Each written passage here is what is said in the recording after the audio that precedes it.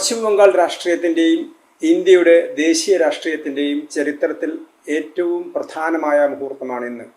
കാരണം പശ്ചിമ ബംഗാളിൽ ആദ്യമായി ഒരു BJP മുഖ്യമന്ത്രി അധികാരത്തിൽ വരികയാണ്. സുവേന്ദു അധികാരി ഇന്ന് മുഖ്യമന്ത്രിയായി ചുമതലയേറ്റെടുത്തു.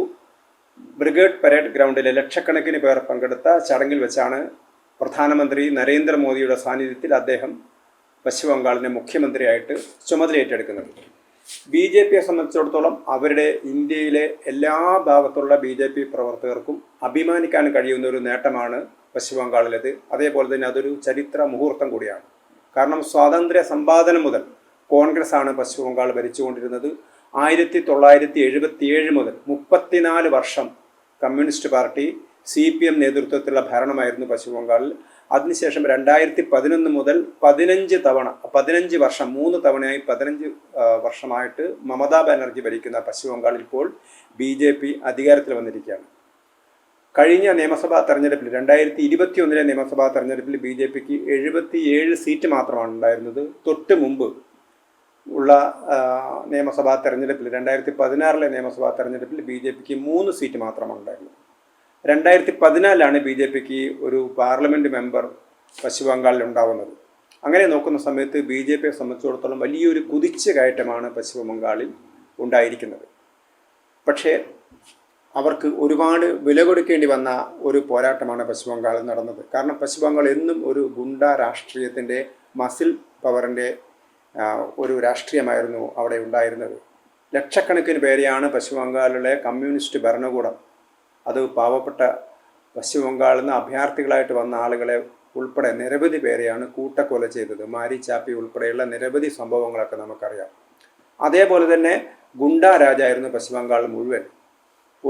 ഒരു സംസ്ഥാനത്തെ എത്രമാത്രം ഭരിച്ചു മുടിക്കാൻ കഴിയുമോ അത്രമാത്രം ഭരിച്ചു മുടിക്കുകയായിരുന്നു പശ്ചിമ ബംഗാളിൽ നടന്നത്. അതിൻ്റെ ഒരു ഇന്ത്യയുടെ ചരിത്രത്തിൽ തന്നെ വലിയ സാംസ്കാരിക പാരമ്പര്യമുള്ള, വിദ്യാഭ്യാസമുള്ള, വ്യവസായമുള്ള ഒരു രാജ്യമായിരുന്നു, അല്ലെങ്കിൽ ഒരു സംസ്ഥാനമായിരുന്നു പശ്ചിമ ബംഗാൾ. പക്ഷേ ഇന്നത് തികച്ചും പശ്ചിമ ബംഗാളിൽ നിന്ന് ലക്ഷക്കണക്കിന് പേരാണ് ഇന്ത്യയുടെ വിവിധ ഭാഗങ്ങളിൽ പോയിട്ട് സാധാരണ കൂലി വേല ചെയ്ത് ജീവിക്കുന്നത്. അങ്ങനെ ഉള്ള ഒരു സംസ്ഥാനമായിട്ട് പശ്ചിമ ബംഗാളിൽ വികസനമില്ലാത്തൊരു സംസ്ഥാനമായിട്ട് പശ്ചിമ ബംഗാളിനെ കമ്മ്യൂണിസ്റ്റ് സർക്കാർ മാറ്റി. പക്ഷേ മമതാ ബാനർജിക്ക് ഒന്നും ചെയ്യാനും കഴിഞ്ഞില്ല. 15 വർഷം അധികാരത്തിരുന്ന മമതാ ബാനർജിക്ക് കമ്മ്യൂണിസ്റ്റുകാരുടെ ഏകാധിപത്യത്തിനെതിരായിട്ട്, അല്ലെങ്കിൽ സ്വേച്ഛാധിപത്യത്തിനെതിരായിട്ട്, അക്രമ രാഷ്ട്രീയത്തിനെതിരായിട്ട്, ഭരണകൂട ഭീകരതയ്ക്കെതിരായിട്ട് പോരാടിയിട്ടാണ് മമതാ ബാനർജി രംഗത്തേക്ക് വന്നത്. ഒരിക്കൽ അവർക്കൊരു പോലീസ് ലാത്തി ചാർജിൽ തലയ്ക്ക് പരിക്കേറ്റ് 18 സ്റ്റിച്ച് വരെ ഉണ്ടായിരുന്നു. 1993 ക്രൂരമായ വെടിവെപ്പ്, 17 പേർ വരെ മരിച്ച, തൃണമൂൽ കോൺഗ്രസ് പ്രവർത്തകർ മരിച്ച വെടിവെപ്പ് വരെ ഉണ്ടായിട്ടുണ്ട്. അങ്ങനെ ധീരമായ ചെറുത്തുനിൽപ്പിലൂടെ അധികാരത്തിൽ വന്ന മമതാ ബാനർജി പാർലമെൻറ്റിൽ ബംഗ്ലാദേശി നുഴഞ്ഞുകയറ്റക്കാർക്കെതിരെ നടപടിയെടുക്കണമെന്ന് ആവശ്യപ്പെട്ടിട്ടുണ്ട് മമതാ ബാനർജി. അതേ മമതാ ബാനർജി പിന്നീട് നുഴഞ്ഞുകയറ്റക്കാരുടെ കൂട്ടത്തിലായി അവരുടെ താവളം. അതാണ് പശ്ചിമ ബംഗാളിൽ സംഭവിച്ചത്. പശ്ചിമ ബംഗാളിൽ 30% വരുന്ന മുസ്ലിം വോട്ടിനെ ആകർഷിക്കാൻ വേണ്ടിയാണ് ഈ തരത്തിലുള്ള ബംഗ്ലാദേശി കയ്യേറ്റക്കാർക്ക് എല്ലാ രീതിയിലുള്ള സൗകര്യങ്ങളും അവർ ചെയ്തു കൊടുത്തത്. അത് നേരത്തെ കമ്മ്യൂണിസ്റ്റ് പാർട്ടിയും അത് തന്നെയാണ് ചെയ്തത്. ബംഗ്ലാദേശിൽ നിന്ന് വരുന്ന ആളുകൾക്ക് റേഷൻ കാർഡൊക്കെ കൊടുത്തു. അതേപോലെ തന്നെ കേന്ദ്ര സർക്കാർ നിരവധി തവണ ആവശ്യപ്പെട്ടിട്ടും ഫെൻസിങ്, വേലി കെട്ടാനുള്ള സ്ഥലം വിട്ടുകൊടുക്കാൻ പോലും മമതാ ബാനർജി തയ്യാറായില്ല എന്നുള്ളതാണ് ഒരു യാഥാർത്ഥ്യം. അപ്പോൾ ഇങ്ങനെയൊരു പശ്ചാത്തലത്തിലാണ് BJP ഇപ്പോൾ പശ്ചിമ ബംഗാൾ അധികാരത്തിലേക്ക് എത്തിയിരിക്കുന്നത്. വലിയ ചെറുത്തുനിൽപ്പാണ് മമതാ ബാനർജിക്കെതിരെ BJP നടത്തിയത്. നിരവധി പോരാട്ടങ്ങൾ, ഇത് പാർട്ടി പ്രവർത്തകർ മാത്രമല്ല സമൂഹത്തിൻ്റെ മുഴുവൻ ഒരു പോരാട്ട വീര്യമാണ് നമ്മളവിടെ കണ്ടത്. നമുക്കറിയാം, RG കർ മെഡിക്കൽ കോളേജിൽ ഒരു വിദ്യാർത്ഥിനി, ഡോക്ടർ ആയിട്ടുള്ള ഒരു യുവതി മാനഭംഗം ചെയ്യപ്പെടുന്നു, കൊല ചെയ്യപ്പെടുന്നു.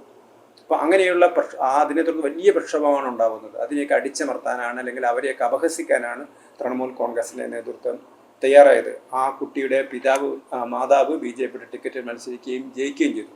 അതേപോലെ തന്നെയാണ് മറ്റ് പല സ്ഥലങ്ങളിലും ഭൂമി പിടിച്ചെടുക്കുക, ഗുണ്ടകൾക്ക് കയ്യേറാനുള്ള അവസരം ഉണ്ടാക്കി കൊടുക്കുക, അവർക്ക് അഴിഞ്ഞാടാനുള്ള അവസരം ഉണ്ടാക്കി കൊടുക്കുക, അക്രമികളുടെ കൂടിയായിരുന്നു പശ്ചിമ ബംഗാളിലെ സർക്കാർ ഉണ്ടായിരുന്നത്. അപ്പോൾ ഇന്ത്യയിൽ ഏറ്റവും അധികം ഒരു മാനസിക രോഗിയെ പോലെയായിരുന്നു മമതാ ബാനർജി പെരുമാറിയത് എന്നാണ് മാധ്യമങ്ങളൊക്കെ പറയുന്നത്. കുറച്ച് പേരുടെ ഒരു കൂട്ടമാണ് അവരെ നിയന്ത്രിച്ചു കൊണ്ടിരുന്നത്. അവർ എന്ത് ചെയ്താലും മമത അതിനെ അനുകൂലിക്കുന്ന ഒരു സംവിധാനമായിരുന്നു ഉണ്ടായിരുന്നത്. അങ്ങനെ പരസ്യമായിട്ട് വിഘടനവാദികളുടെ കൂടെ നിന്ന ഒരു നിലപാടാണ് അവർ കൈക്കൊണ്ടത്. ഇപ്പോൾ തന്നെ ഇന്ത്യയിലെ എല്ലാ സംസ്ഥാനങ്ങളും സ്പെഷ്യൽ ഇൻറ്റൻസീവ് റിവിഷൻ നടന്ന സമയത്ത് അതിനെതിരെ കായികമായിട്ട് അതിനെ തടയാനാണ് മമതാ ബാനർജി ശ്രമിച്ചത്. ഇലക്ഷൻ കമ്മീഷൻ്റെ പ്രവർത്തനങ്ങൾ അവർ തടസ്സപ്പെടുത്താൻ ശ്രമിച്ചു. അതേപോലെ തന്നെ ED റെയ്ഡ് ചെയ്ത സമയത്തൊക്കെ പല കുഴപ്പക്കാരുടെയും ഇടയിലൊക്കെ പോയി ED റെയ്ഡ് ചെയ്യുന്ന സമയത്ത് അത് തടയാൻ ശ്രമിച്ചു. അപ്പോൾ ആ തരത്തിലുള്ളൊരു നിയമം കയ്യിലെടുത്തുകൊണ്ട് മുഖ്യമന്ത്രി എന്ന നിലയിലുള്ള തൻ്റെ ചുമതലകൾ നിർവഹിക്കാതെ ഒരു ഗുണ്ടാ നേതാവായിട്ട് അധപ്പതിക്കുകയായിരുന്നു മമതാ ബാനർജി ചെയ്തത്. അങ്ങനെയാണ് ബംഗാളിലെ ആ ജനത ഒറ്റക്കെട്ടായിട്ട് മമതാ ബാനർജിക്കെതിരെ അവരുടെ ഒരു പോരാട്ട വീര്യം അവർ കാണിച്ചത്. 294 അംഗ പശ്ചിമ ബംഗാളിലെ നിയമസഭയിൽ കഴിഞ്ഞ തവണ 215 അംഗങ്ങളും മമതയ്ക്ക് ഉണ്ടായിരുന്നെങ്കിൽ ഇത്തവണ അത് 80 കുറഞ്ഞു. 77 അംഗങ്ങളുള്ള BJP ഇത്തവണ അവർക്ക് 207 അംഗങ്ങളായി. ഇതാണ് പശ്ചിമ ബംഗാളിൽ നടന്ന രാഷ്ട്രീയ മാറ്റം. ഈ സമയത്ത് BJPക്ക് ഏതാണ്ട് 300ഓളം പ്രവർത്തകരെയാണ് മമതയുടെ ഗുണ്ടകൾ കൊന്നത്. ഇപ്പോഴും ആ ഗുണ്ടകളുടെ പ്രവർത്തനം നിലച്ചിട്ടില്ല. സുവേന്ദു അധികാരി, ഇപ്പോൾ മുഖ്യമന്ത്രിയായി ചുമതല ഏറ്റെടുത്ത സുവേന്ദു അധികാരി, അതിന് തൊട്ടു മുമ്പ് അദ്ദേഹത്തിൻ്റെ ചുമതല ഏറ്റെടുക്കുന്നതിന് മുമ്പ് അദ്ദേഹത്തിൻ്റെ പാർട്ടി ഇലക്ഷനിൽ വിജയിച്ച സമയത്ത് അദ്ദേഹത്തിൻ്റെ പ്രൈവറ്റ് സെക്രട്ടറി അവരെ വെടിവെച്ച് കൊള്ളുകയാണ് തൃണമൂലിൻ്റെ ആളുകൾ ചെയ്തത്. അപ്പം ഇങ്ങനെയുള്ളൊരു ഗുണ്ടായുസം, കാരണം ഈ ഗുണ്ടായുസം കൊണ്ടാണ് അവർ പിടിച്ചു നിന്നത്. നിങ്ങൾ ആർക്കാണ് വോട്ട് ചെയ്തതെന്ന് ഞങ്ങൾക്കറിയാം, ഞങ്ങളുടെ ഇലക്ട്രോണിക് വോട്ടിംഗ് മെഷീൻ ഇതൊക്കെ അറിയാമെന്നായിരുന്നു തൃണമൂലിൻ്റെ ആളുകൾ പാവപ്പെട്ട ആളുകളെ പീഡിപ്പിച്ചിരുന്നത്. അപ്പം ചില ആനുകൂല്യങ്ങളൊക്കെ കൊടുത്തുകൊണ്ട് ആളുകളെ മുഴുവൻ വരുതിക്ക് നിർത്തിയായിരുന്നു മമതാ ബാനർജി ചെയ്തത്. അപ്പോൾ അതിനെതിരായിട്ടുള്ളൊരു ശക്തമായ പോരാട്ടമാണ് BJP നടത്തിയത്. ആ BJPയുടെ പോരാട്ടത്തിന് വലിയ ഒരു സാഫല്യം വന്നിരിക്കുന്നു. സുവേന്ദു അധികാരി മുഖ്യമന്ത്രിയായിരിക്കുന്നു. അതേപോലെ തന്നെ BJPയുടെ പ്രമുഖ നേതാവായ ദിലീപ് ഘോഷ് മന്ത്രിയായിട്ട് ചുമതലയേറ്റെടുത്തു. അതേപോലെ തന്നെ ഖുദിറാം ടുഡു, ട്രൈബൽ ഗിരിവർഗ നേതാവായ ഖുദിറാം ടുഡു ഉണ്ട്. നിഷിത് പ്രാമാണിക്കുണ്ട്, അദ്ദേഹം ഒരു യുവജന നേതാവാണ്, രാജവൻഷി വിഭാഗത്തിൽപ്പെടുന്ന ആളാണ്. അതേപോലെ തന്നെ അഗ്നിമിത്ര പോൾ എന്ന് പറയുന്ന വനിതാ നേതാവുണ്ട് മന്ത്രിസഭയിൽ. BJPയുടെ ഏറ്റവും കരുത്തനായ നേതാവ് ദിലീപ് ഘോഷ് ഉണ്ട്. അതേപോലെ തന്നെ മത്വ കമ്മ്യൂണിറ്റിയിൽ നിന്ന് വരുന്ന അശോക് കിർത്താനിയുണ്ട്. അങ്ങനെ 5 മന്ത്രിമാരുൾപ്പെടെയുള്ള ഒരു മന്ത്രിസഭയാണ് ഇപ്പോൾ ചുമതലയേറ്റെടുക്കുന്നത്.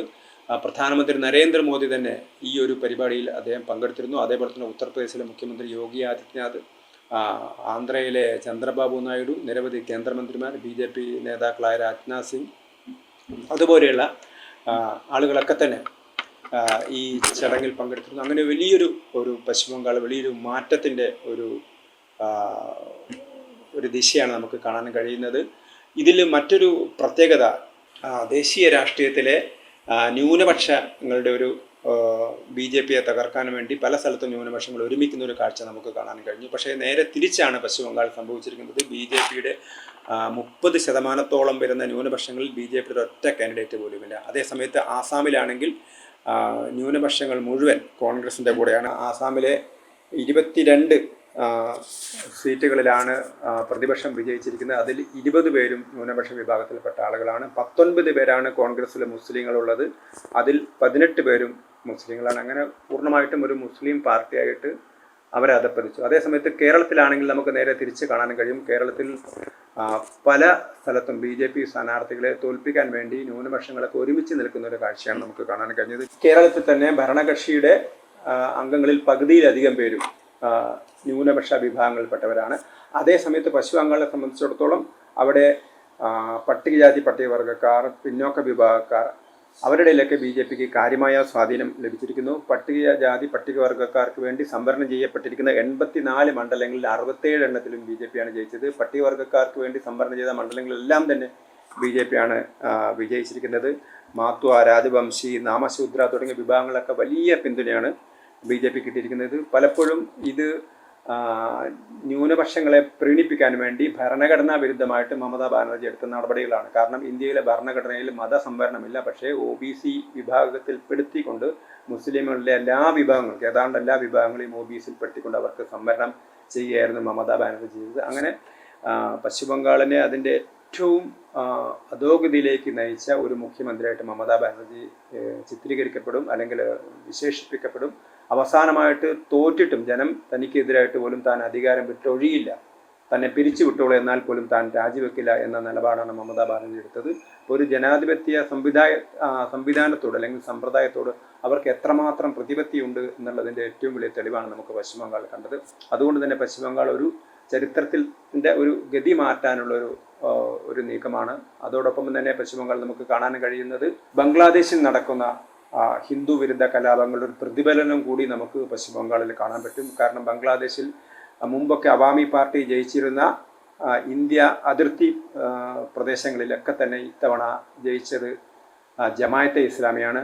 കഴിഞ്ഞ മാസം ഫെബ്രുവരിയിൽ ബംഗ്ലാദേശിൽ നടന്ന തെരഞ്ഞെടുപ്പിൽ ഏതാണ്ട് 17 സീറ്റുകളിൽ, അതിർത്തിയിലെ 17 സീറ്റുകളിൽ ജമായത്തെ ഇസ്ലാമിയാണ് ജയിച്ചിരുന്നത്. എന്നാൽ മറിച്ച് ഇന്ത്യയിലേക്ക് വരികയാണെങ്കിൽ പശ്ചിമ ബംഗാളിലെ നിയമസഭാ തെരഞ്ഞെടുപ്പിൽ അതിർത്തി പ്രദേശങ്ങളിലെ 26 നിയമസഭാ മണ്ഡലങ്ങളിലും BJP ആണ് വിജയിച്ചിരിക്കുന്നത് എന്ന് നമുക്ക് കാണാൻ കഴിയും.